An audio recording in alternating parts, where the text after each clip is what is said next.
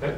This is a radical, right? This is a radical. Anytime you see square root, cubic root, fourth root, these are all considered radical. So what I'm saying, the radicals can also be written in the form of exponent, right? So what is going to be the exponent for x here?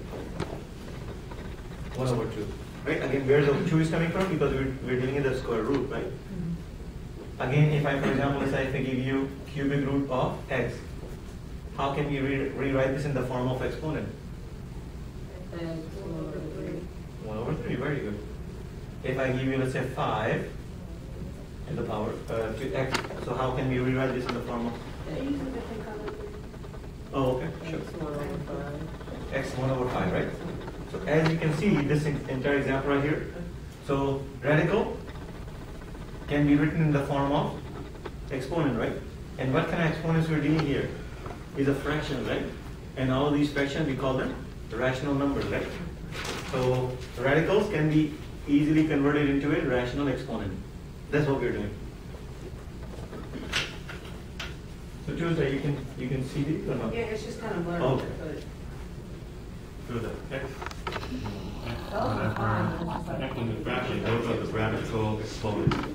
Say it again? The x. You know, once you start doing it, fraction starts coming because it just kind of builds on itself. Yeah, radicals in the form of exponent. So those both Because you can rewrite. you have to add them, and then you have to subtract them and multiply them and divide them, and it just gets really complicated. But it's just pretty much building on it. It just keeps on building on itself. Okay, so let's take another example. His hands are a little dry, so Tuesday, let me know if. oh yeah, that's why it was just starting to die over there. So Okay, so let's say I start with 5th root of x squared. So my question is, can we rewrite this in the form of a rational exponent? So how can we write it? X. Good. 2 over 5. 2 over 5, very good. So 2 is going to go at the top and 5 goes at the bottom. Very good. So you can see now, this is a radical, right? This is the formula is called radical. And this is written in the form of a rational exponent. Yes? Got it. Let's do one more example and then we'll do the other way around. So let's say if I give you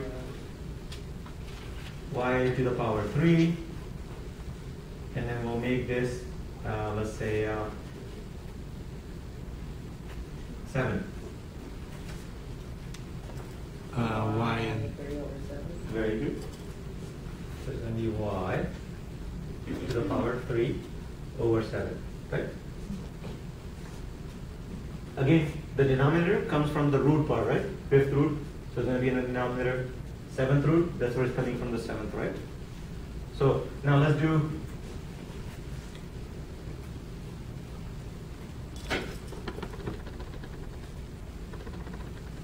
square root of 16. How can we do that in the form of a exponent? 8 over 2. 4. No, you're not able to. 4 over 2. 16 to the power 1/2. Right? That's exactly what I was writing before. 16 to the power 1/2, right? It is doing. Okay, all right. So maybe numbers you're not comfortable yet. So let's just hold on to those ones. All right, let me give you an example. What I'm going to do is I'm going to give you in the form of exponent, and we're going to be writing them into the radical form. So let's say if I give you x to the power 1 over 3, and if I ask you to convert this into a radical, how would you convert that? X and the square root sign. So yeah, so let's just do the radical sign first, okay? X. 3 is going to go right here, so that would be the cubic root of, right? So cubic root of? Very good. Excellent. Let's.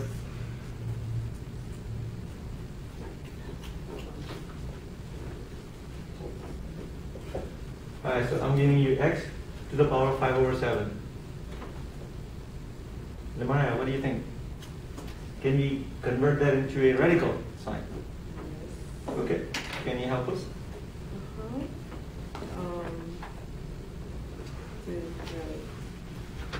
The The radical? radical of 5 Right. 5 is outside, okay? X 7. What do you guys think? Flip it. Flip the 5 and 7? I was about to say, you confused me, you know. No, I wrote it down whenever she gave me, but I wanted to make sure that we understand. Remember the bottom part? That's what the root part is, right? So we need to, this is going to be 7, and then this is going to be 5. So the bottom part, that's where the root comes in. Okay? So again, these are interchangeable. Any questions? So the 7 is the root part, and Right. the And 5 the 5 is going to just go inside, right? So if I hide this part, what do you have? X to the power 5, right? Mm-hmm. And the 7 becomes like that 7th root of. Yes, the question was? If it was like 2 to the power of 2 inside of the square root, the reason that you know how you can cancel that out? Yes, yes.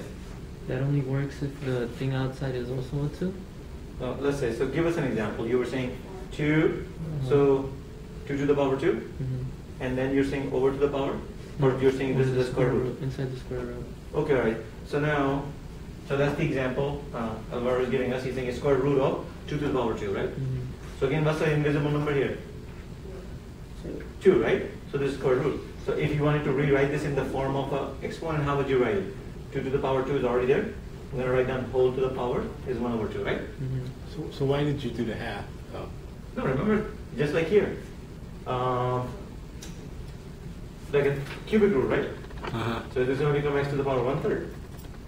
Yeah. If you don't have this 3, remember what's the invisible number? It's a 2. square root, right? So it's going to be 2 there. So if this is the square root of x, it's going to be x to the power 1/2. In this case, we started with 3, so that's why we had this 3, right? Now, whenever you have a power over power, what happens to the powers? You multiply them. If I multiply 2 times 1/2, it's going to become just 1. And that's why you end up actually just having only 2 by itself. Okay.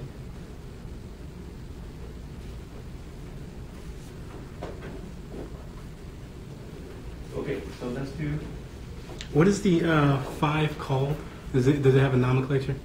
No, it's not a nomenclature. The way we'll read this, we'll say 7th root of x to the power 5. It's power. Yeah, this is Okay. inside is the power, right? Okay. For example, this one we'll read it 7th root of Mhm. y to the power 3.